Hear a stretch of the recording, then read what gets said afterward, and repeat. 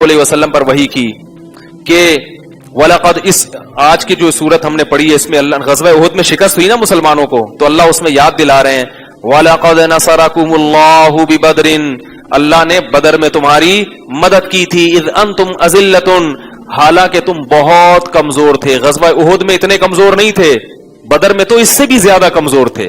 اس کا مطلب کہ اللہ تمہاری مدد کر سکتا ہے۔ احد میں اگر اس نے نہیں کی تو اس میں اس کی حکمتیں ہیں، مصلحتیں ہیں۔ وہ مصلحتیں کیا ہیں؟ وَتِلْكَ الْأَيَّامُ نُدَاوِلُهَا بَيْنَ النَّاسِ، فرمایا ہم یہ پلڑے گھماتے رہتے ہیں، ہمیشہ ہی فتوحات ہوتی رہے، پھر تو ساری دنیا تمہارے ساتھ آ جائے گی۔ کس کو فاتح قوم میں شامل ہونے کا شوق نہیں ہوتا؟ فتح بھی ہوگی، شکست بھی ہوگی، شہداء بھی ہوں گے، مالے جو ہے نا وہ زخمی بھی ہوں گے، سب کچھ ہوگا۔ پھر دیکھیں گے کون دین پر جمتا ہے، کون محمد صلی اللہ علیہ وسلم کا ساتھ دیتا ہے اور کون میدان چھوڑ کے بھاگ جاتا ہے۔ تو اللہ نے بدر کو کا یاد دلایا مسلمانوں کو۔ تو وہ جو 313 تھے ان کا جب مقابلہ آمنے سامنے ہوا تو ادھر سے عتبہ ابن ولید آئے، میں اکثر واقعہ سناتے رہتا ہوں، ابھی میں اس کو زیادہ نہیں تفصیل میں جاؤں گا۔ وہ آ کے کہنے لگے حل میں مبارز، کوئی ہے ہم سے لڑنے والا؟ ادھر سے چند انصار صحابی آئے تو انہوں نے کہا نہیں، یہ ہمارے جوڑ کے نہیں ہے، قریشی ہونا چاہیے، ہماری قوم کا آدمی ہونا چاہیے، لڑائی کا مزہ آئے۔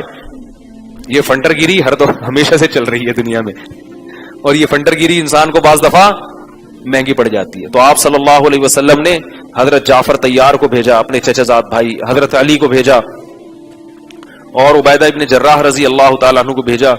تو ان قریشی سرداروں کو دیکھ کر وہ کہنے لگے نعم اکفاؤنا، یہ ہیں ہمارے جوڑ کے، ان سے لڑائی میں کیا آئے گا؟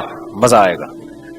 اور وہ تینوں ڈیلیٹ ہو گئے، ٹھیک ہے، لڑائی ادھر سے مسلمانوں میں حضرت ابو عبیدہ شہید ہو گئے تھے، عبیدہ ابن جراح تھے، ابو عبیدہ نام ذہن سے نکل رہا ہے، یہ شہید ہو گئے تھے۔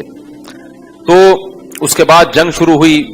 اللہ نے نبی کو وحی کی کہ اپنے صحابہ کو تسلی دے دیں کہ یمددکم ربکم بثلاثۃ آلاف من الملائکۃ منزلین، اس لڑائی میں 3000 فرشتے آسمان سے نازل ہوں گے تمہاری مدد کے لیے، اور 3000 کے بعد اللہ نے کہا 5000 فرشتے نازل ہوں گے تمہاری مدد کے لیے۔ صحابہ کہتے ہیں ہم نے خود اپنی آنکھوں سے فرشتوں کو اترتے ہوئے اور لڑتے ہوئے دیکھا۔